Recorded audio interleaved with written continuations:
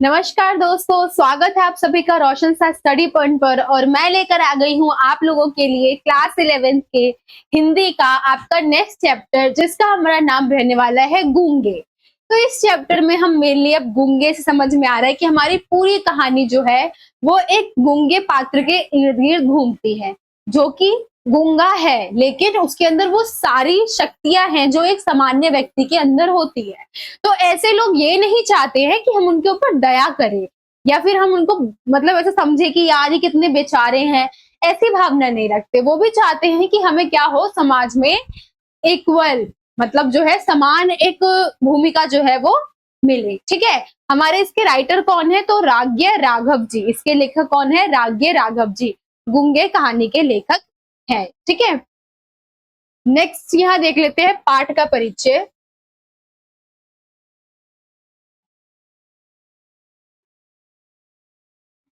तो क्या है पाठ के परिचय में? एक मिनट। तो पाठ परिचय। गूंगे कहानी में गूंगे किशोर के माध्यम से शोषित पीड़ित मानव की अवस्था का चित्रण किया गया है। यहाँ पे एक किशोर यानी एक बच्चे की बात की गई है जो कि क्या है, वो गूंगा है। एक गूंगा मतलब यहाँ पे एक हम बोल सकते हैं चिन्ह के रूप में यहाँ इसको लिया गया है।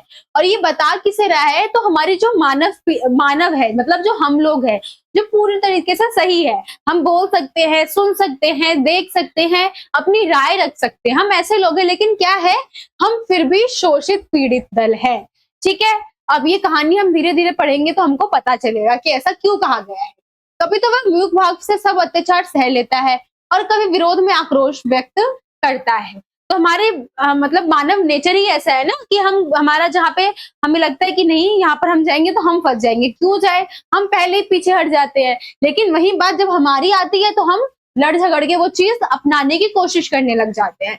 तो यहाँ मानव का नेचर की बात की गई, उसकी प्रकृति की बात की गई है, जो कि समय समय पर बदलती रहती है। जब वो दूसरों को देखता है उस मुसीबत में तो वो उनकी सहायता नहीं करता है, लेकिन जब वो खुद उस मुसीबत में जाता है तो वो फिर दूसरों की बुराई करता है कि कोई और मेरी सहायता करने के लिए नहीं आया। ठीक है, ऐसे विकलांगों के प्रति व्यापक संवेदनशीलता को रेखांकित किया गया है।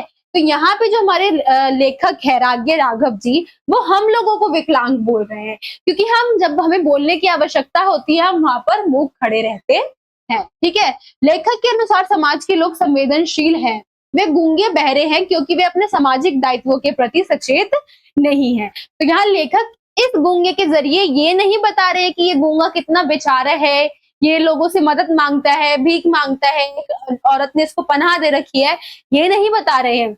बल्कि हम लोगों की बात की जा रही है जिनके पास जुबान भी है, आंखें भी है और कान भी है, लेकिन उसके बाद भी हम क्या कर रहे हैं, हमारे जो दायित्व है हम उससे पीछे हट जाते हैं, ये सोच के कि यहाँ पर हमारा नुकसान होगा। तो यहाँ पर इन्होंने क्या किया है कि हम लोग गूंगे बहरे हैं, हम सामान्य लोगों को बोला गया है कि हम सब क्या है, गूंगे बहरे हैं। जहां हमें बोलना चाहिए, जहां हमें खड़े होना चाहिए लोगों के लिए, वहां पर हम खड़े नहीं होते हैं। ठीक है, तो इसी कहानी मतलब इसी इंट्रो के साथ अब हम देखते हैं कहानी के अंदर क्या क्या चीजें आपको देखने को मिली है।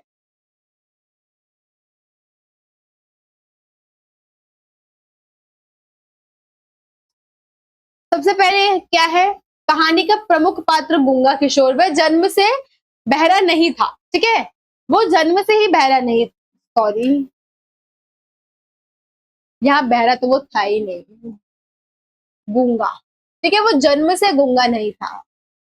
गूंगा बहुत मेहनती एवं स्वाभिमानी था। इसके नेचर की बात की जा रही है कि ये बहुत ज्यादा ही क्या था, मेहनती था। वो सारा काम कर लेता था खुद से और दूसरों से कभी हेल्प नहीं मांगा करता था। स्वाभिमानी का मतलब क्या है, खुद से अपना काम करता था।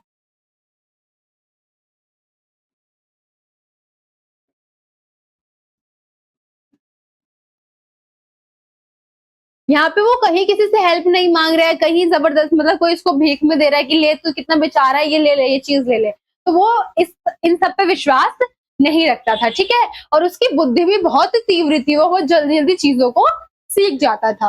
वह हाथ के इशारे से बताता था कि वह जब छोटा था उसकी माँ उसे छोड़कर चली गई थी क्योंकि उसका बाप मर गया था। अभी अपनी कहानी बता रहा है कि वो जब छोटा था तो क्या हुआ, उसकी मम्मी भी उसको छोड़कर चली गई, इसलिए क्योंकि उसके जो पापा थे उनकी डेथ हो गई थी। उसके फूफा के बारे में बताया कि वह उसे बहुत मारते हैं, वह वापस नहीं जाना चाहता। अब क्या है, यहाँ बता रहे कि वो अब जब उसके मम्मी ने छोड़ दिया, उसके पापा की डेथ हो गई, तो वो क्या किया, अपने फूफा के साथ रहने लगा। लेकिन उसके फूफा क्या चाहते थे कि वो जबरदस्ती उसको भेजते थे काम करने के लिए, मंडी में काम करवाते थे और उसको मार मार के उससे जितने पैसे वगैरह थे वो वापस उससे छीन लिया करते थे। इसीलिए गुंगा जब वो घर छोड़कर आया तो वो वापस वहां पर नहीं जाना चाहते थे। वे चाहते थे कि गुंगा पल्लेदारी कर पैसा कमाकर उन्हें दे। अब वो छोटा बच्चा, उसको वो चाहता था कि वो क्या करे, पल्लेदारी करे। जो पल्लेदारी का काम इतना मेहनत वाला होता है और वहां कोई इज्जत भी नहीं होती है, ठीक है। तो वो चाहता था कि वो पल्लेदारी करे और पैसा कमाए और सारे पैसे उसको लाकर दे दे। वह ये भी बताता है कि वह भीख नहीं लेता, मेहनत का खाता है। अब यहाँ बता रहे हैं गुंगा कि वो कभी भीख नहीं मांगता है। अगर उसको भूख लगती है तो वो कुछ काम करता है, पैसे कमाता है और उसके बाद फिर क्या करता है, खाने को चीजें लेकर आता है। गुंगा गला खोलकर दिखाता है, बचपन में गला साफ करने की कोशिश में किसी ने उसका कांकल काट दिया। अब क्या है, वो बता रहा है कि वो बचपन से गूंगा नहीं था।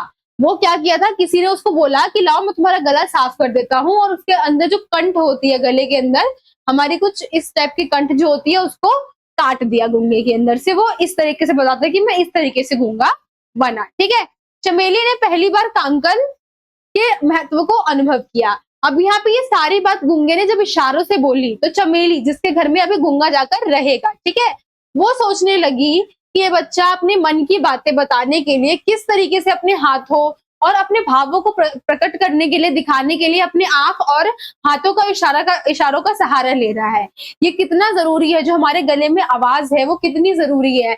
हम किसी के आगे अपना दर्द है, दुख है, सुख है, हंसी खुशी जो भी है, ईर्ष्या है, हम बोलकर प्रस्तुत कर पाते हैं। लेकिन एक लोग ऐसे भी होते हैं जिनके गले में ये आवाज ही नहीं होती है और उनको कितना कष्ट होता है अपनी चीजों को दूसरों के सामने प्रस्तुत करने में, ठीक है।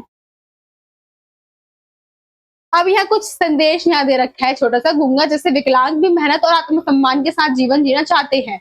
उनकी संवेदनशीलता नहीं बल्कि समझी और सहयोग की जरूरत होती है। तो यहाँ पे क्या है, जो गूंगे जैसे और भी लोग हैं, बहुत मतलब गूंगे भी है, बहरे भी है, जो मतलब किसी तरीके से अपंग होते हैं, जिनके मतलब हाथ पैर में कोई दिक्कत होती है, वो लोग भी है।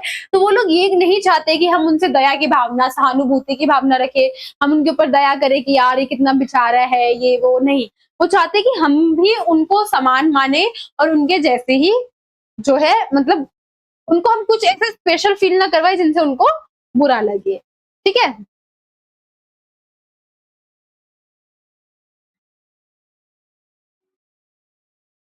नेक्स्ट देख लेते हैं यहाँ पर हम। चमेली बहुत भावुक महिला थी। उसने 4 रुपए और खाने पर गूंगे को नौकर रख लिया। अब क्या है, चमेली जो हमने पीछे देखा था, जिसने अनुभव किया था कि आवाज, गले में आवाज होना कितना ज्यादा महत्वपूर्ण होता है, उसने क्या किया, गूंगे को 4 रुपए महीने के देने लग गई और खाने के ऊपर उसको नौकर के रूप में रख लिया कि तुम मेरे यहाँ पर ये काम करना और मैं यहाँ तुम्हें खाना भी दूंगी और 4 रुपए भी दूंगी। पड़ोसन सुशीला ने उसे सावधान किया कि बाद में पछताओगी। अब ये हमारे यहाँ की सोच है कि अगर हम किसी की हेल्प करने के लिए लेकर भी आते हैं तो पहले वो 4 लोग आकर खड़े हो जाते हैं जिनकी कोई जरूरत भी नहीं होती है, और वो 4 लोग अपनी राय भी देने लग जाते हैं कि तुम ये मत करो, ये बुरा है, ये मत करो, ये ऐसे करो, वो ऐसे करो, ठीक है। और एंड में फिर उन्हीं का मुंह बंद हो जाता है। तो यहाँ पे जो पड़ोसन सुशीला थी उसने उसको मना किया कि मत करो, तुम्हारे साथ आगे कोई दिक्कत होगी, ठीक है। एक दिन गूंगा भाग गया। सबके खाना खा चुकने के पश्चात गूंगे ने आकर इशारे में खाना मांगा। अब एक दिन गूंगा बाहर गया था, ठीक है, भाग गया था, मतलब इनको ऐसा लगा था कि वो भाग गया है, बट वो बाहर गया था कुछ टाइम के लिए, ठीक है। और जब आया उसने खाना मांगा, सबके खाना खाने के बाद तो चमेली ने उसको रोटी क्या किया, ऐसे फेंक के दे दी, जैसे हम कुत्ते को रोटी फेंक के देते हैं, ठीक है। तो पहले गुंगे ने गुस्से से रोटी छुई तक नहीं, फिर न जाने क्या सोचकर उसने रोटी उठाकर खा ली। अब यहाँ पे क्या दिखाया जा रहा है, इतना गंदा बर्ताव करने के बाद भी अब गूंगा चमेली को एक तरीके से अपनी माँ मानता है। तो उसने क्या किया, उसकी इज्जत करते हुए जो उसने रोटियां दी उसको उसने उठाकर खा लिया। पहले उसके अंदर स्वाभिमान था कि नहीं, मैं ये फेंकी हुई रोटी नहीं खाऊंगा, लेकिन जब उसने चमेली को देखा, उसकी ममता को देखा, उसकी करुणा को देखा, तो फिर उसने क्या किया, उस रोटी को उठा लिया।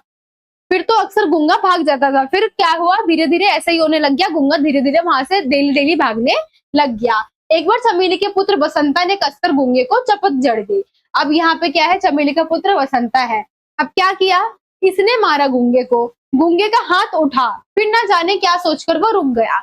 अब जैसे यहाँ पर वो रोटी नहीं लेने वाला था, लेकिन कुछ सोचकर उसने रोटी ले लिया, वैसे ही यहाँ पर जब बसंता ने उसको मारा तो उसने भी अपना हाथ उठाया, लेकिन फिर क्या किया, उसने अपने हाथ को रोक लिया। उसकी आंखों में पानी भर आया, वह रोने लगा। अब क्या हुआ, गूंगा जो है वो रोने लग गया कुछ सोचकर। चमेली के आने पर बसंता बताता है कि गूंगा उसे मारना चाहता था। अब यहाँ पे बसंता ने क्या किया, उल्टा गूंगे को ही फंसा दिया कि इसने क्या किया, मुझे मारने की कोशिश की। गूंगा सुन नहीं सकता था, पर चमेली की भाव भंगिमा से सब कुछ समझ गया। अब गूंगा नहीं सुन सकता था, लेकिन वो एक होता है ना कि अगर किसी के अंदर किसी टाइप की कमी होती है तो उनके अंदर एक गुण भी होता है। तो वैसे ही गूंगे ने क्या किया, तुरंत उसके हाव भाव को समझ लिया, चमेली के हाव भाव को। चमेली ने गूंगे को मारने के लिए हाथ उठाया तो गूंगे ने उसका हाथ पकड़ लिया। अब जब गूंगे को पता है कि मैं गलत नहीं हूं, तो उसके बाद में कोई मुझे मार रहा है तो मैं क्यों मार खाऊं, है ना। चमेली को लगा जैसे उसके पुत्र ने उसका हाथ पकड़ लिया है। यहाँ चमेली भी चाहती थी, चमेली के अंदर भी ऐसी भावना थी कि वो गूंगे को बहुत पसंद करती थी, उसको अपने पुत्र जैसा मानती थी, ठीक है। तो चमेली को ये थोड़ा बुरा लगा, चमेली को लगा जैसे उसके पुत्र ने उसका हाथ पकड़ लिया। अब उसने घृणा से अपने हाथ को छुड़ा लिया। उसने सोचा कि यदि उसका बेटा गूंगा होता तो वह भी ऐसे कष्ट में होता। अब क्या हुआ, जब चमेली ने गूंगे को अपने बेटे की तरह रख के देखा तो उसके मन में गूंगे के प्रति घृणा होने लग गई, उसके प्रति वो गंदा सोचने लग गई कि अगर मेरा बेटा ऐसे होता तो वो भी आज ऐसे ही कर रहा होता जैसे ये गूंगा कर रहा है। गूंगे के हाथ पकड़ने से चमेली को उसके शारीरिक बल का अंदाजा हुआ कि गूंगा बसंता से कहीं अधिक ताकतवर है, परंतु फिर भी उसने अपना हाथ बसंता पर नहीं चलाया। अब क्या है, जब उसने इसका हाथ पकड़ा तो पता चल गया कि हाँ, इसके अंदर एक और शक्ति है। जब ये हाव भाव को समझ सकता है तो ये क्या कर सकता है, इसके अंदर इतना बल है कि वो किसी को भी रोक सकता है आराम से। लेकिन इसका बल होने के बाद भी इसने क्या किया, बसंता को नहीं मारा। मतलब चमेली को अंदर ही अंदर पता था कि बसंता झूठ बोल रहा है, बसंता ने उल्टा गूंगे को मारा है। ये बात चमेली को पहले ही पता थी। इसीलिए कि बसंता बसंता है, गूंगा गूंगा है, किंतु पुत्र की ममता ने इस विषय पर चादर डाल दी। अब अंदर ही अंदर चमेली को पता है कि मेरे बेटे ने ही गूंगे को मारा है, लेकिन अब क्या है, बसंता उसका पुत्र है और गूंगा बाहर से लाया गया एक अपंग लड़का है। तो उसने क्या किया, इस बात को यहीं पर खत्म कर दिया कि मेरे बेटे बसंता से गलती हो गई, कोई बात नहीं, ऐसे करके। एक बार घृणा से विशुद्ध चमेली ने गूंगे को कहा, क्या रे तू तूने चोरी की है। गूंगा चुप हो गया। चमेली ने हाथ पकड़कर द्वार से निकल जाने को कहा। गूंगे की समझ में कुछ नहीं आ रहा था। चमेली उस पर खूब चिल्लाई, उसने बहुत बुरा भला कहा, लेकिन जैसे मंदिर की मूर्ति कोई उत्तर नहीं देती वैसे ही उसने भी कुछ नहीं कहा। उसने केवल इतना समझ में आया कि मालकिन नाराज है और उसे घर से जाने के लिए कह रही है। उसे इस बात पर हैरानी और अविश्वास हो रहा था। अंततः चमेली ने उसका हाथ पकड़कर दरवाजे से बाहर धकेल दिया। अब यहाँ पे क्या है, अब चमेली को जब उससे घृणा होने लग गई तो उसने ये बात छेड़ दी कि मतलब वो बात हटा दिया कि मेरे बेटे ने उसको मारा था। उसको हटाने के लिए उसने क्या किया, नई बात लेकर आ गई कि तूने चोरी की है, मुझे ऐसा सुनने में आया है। अब ये तो सुन बोल नहीं सकता था, ये बस सुन रहा था कि हाँ, एक्सप्रेशन देख रहा था कि हाँ, मेरी मालकिन जो है वो मेरे से गुस्सा है, पता नहीं क्या हो गया, वो मुझे घर से निकलने के लिए बोल रही है। यही जो गूंगा है वो सोच रहा था। मतलब जैसे गूंगे के अंदर जो ताकत है वो चाहे तो इतने में धक्का देके भाग जाए, ये कर ले वो कर ले, लेकिन वो उस मालकिन को क्या है, अपनी माँ समान मानता है। उसकी मालकिन ने क्या किया है, उसका सहयोग किया, उसको घर में लेकर आई, खाना दिया, पैसे दिए, अच्छे से रहन सहन करवाया। इस वजह से क्या है, वो इसका शुक्रगुजार है, इसलिए वो कुछ नहीं बोल पाता है। वो बस यही सोचता है कि हाँ, मालकिन मेरे से गुस्सा है।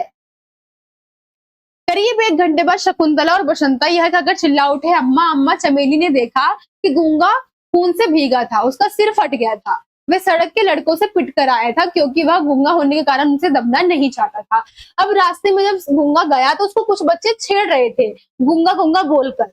इतने में क्या हुआ, जब ये घर आया तो देखा कि इसका पूरा सर जो है खून से लहूलुहान हो रखा था, क्योंकि जो बच्चे इसको चिढ़ा रहे थे गूंगा गूंगा बोलकर, वो उनसे लड़ना चाहता था। उनको ये नहीं एहसास देना चाहता था कि मैं गूंगा हूँ, इसका मतलब ये नहीं कि मैं तुम लोगों की बराबरी नहीं कर सकता हूँ, ठीक है। इसलिए क्या किया था, उसने उससे लड़ाई की थी। दरवाजे की दहलीज पर सिर पकड़कर सिर रखकर वह कुत्ते की तरह चिल्ला रहा था। चमेली चुपचाप देखती रही। चमेली सोचती रही कि आज के दिन ऐसा कौन था जो गूंगा नहीं है। गूंगा भी स्नेह चाहता है, समानता चाहता है। हाँ, इसलिए कि बसंता बसंता है, गूंगा गूंगा है, किंतु पुत्र की ममता ने इस विषय पर चादर डाल दी। एक सॉरी, यहाँ पे दोबारा रिपीट हो गई है ये लाइन, ठीक है। इतना है कि जब चमेली को यहाँ पर अब एहसास हो चुका है, चमेली को पता चल चुका है कि गूंगे तो, इससे ज्यादा गूंगे तो हम लोग हैं, कि हम इन लोगों को अपने बराबर समझते ही नहीं है। हम क्या समझते हैं कि ये लोग हमारे आगे कुछ भी नहीं है, जबकि ये हमसे कई ज्यादा शक्तिशाली होते हैं और हमसे कई ज्यादा भावों और दूसरों की इज्जत का, दूसरों के मन भाव का सम्मान करते हैं। गूंगे की दशा देखकर चमेली सोचती है कि आज के समय में ऐसा कौन है जो गूंगा नहीं है। आज का मानव संवेदनशील हो गया है। समाज, राष्ट्र, धर्म और व्यक्ति के प्रति हर व्यक्ति कुछ करने की चाह रखता है, परंतु अन्याय का विरोध कोई भी नहीं कर पाता है। तो यहाँ पे बहुत अच्छा शिक्षा जो है यहाँ पे लेखक ने हमें देने का प्रयास किया है कि हम बड़ी बड़ी बातें करते हैं कि हम देश के लिए ये करेंगे, राष्ट्र के लिए ये करेंगे, इसके लिए ये करेंगे, उसके लिए ये करेंगे, लेकिन जहां बात न्याय की आ जाती है वहां पर हम कुछ भी नहीं कर पाते हैं। हम कुछ लोग खड़े भी होते हैं तो उनको मार पीट कर ये उनके ऊपर गलत वो चीजें कर करके उनको हटा दिया जाता है। तो और लोग जो होते हैं, जो पहले से ही कायर होते हैं, डरे हुए होते हैं, वो और आगे नहीं जा पाते हैं। ठीक है, तो इस तरीके की आज की हमारी सोसाइटी हो चुकी है। अपनी सुख सुविधाओं के खो जाने का भय है, वह मुंह में शब्द होकर भी गूंगा है। अब क्या है, कहीं मान लीजिए रास्ते में एक्सीडेंट हुआ है, कोई व्यक्ति वहां खड़ा है, अब वो एम्बुलेंस और पुलिस को फोन करने की बजाय क्या करेगा, वहां खड़े होके, आज के टाइम पे तो वीडियोस बनती है, रील बनती है, सोशल मीडिया पे डाउनलोड की जाती है ना। तो ये हमारी सोसाइटी का हाल हो चुका है। तो यही बता रहे हैं कि गूंगा क्या है, वो व्यक्ति नहीं है जो सच में नहीं बोल सकता है, बल्कि हम लोग हैं जो बोलने के बाद भी बोल नहीं पाते हैं। किस लिए? कि हमारी सुख और समृद्धि खो जाएगी। हमने पुलिस कंप्लेन कर दिया तो हमें पुलिस के चक्कर लगाने पड़ जाएंगे, ऐसा तुमने क्या देखा, क्या हुआ, किस लिए हुआ, कैसे हुआ, ये सोच सोच के हम क्या करते हैं, हम आगे ही नहीं बढ़ते हैं। गूंगा भी इसलिए चाहता है, वह अपना हक चाहता है। गूंगा भी चाहता है कि उसको और लोगों जैसा ही सम्मान मिले।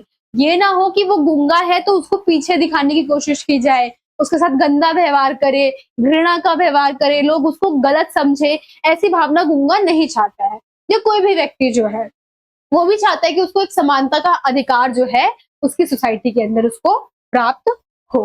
ठीक है, इसका कुछ साहित्य सौंदर्य है वो थोड़ा देख लेते हैं।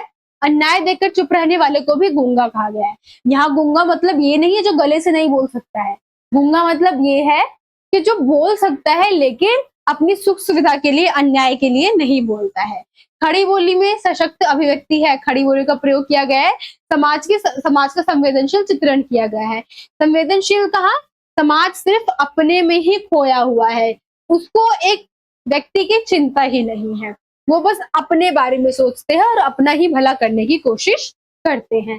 तो यही आपके पूरे चैप्टर में था। आई होप आपको पूरा चैप्टर समझ में आ गया होगा। बहुत छोटा, इजी और बहुत बढ़िया चैप्टर था जो कि हमारे सोसाइटी की रियलिटी को हमको बताता है। अगर मेरे एक्सप्लेन करने का तरीका अच्छा लगा हो तो प्लीज कमेंट करके बताइएगा, और कहीं कोई कमी लगी हो तब भी आप कमेंट करके बता सकते हैं। मिलते हैं आपसे अगले वीडियो में, जब तक के लिए थैंक यू।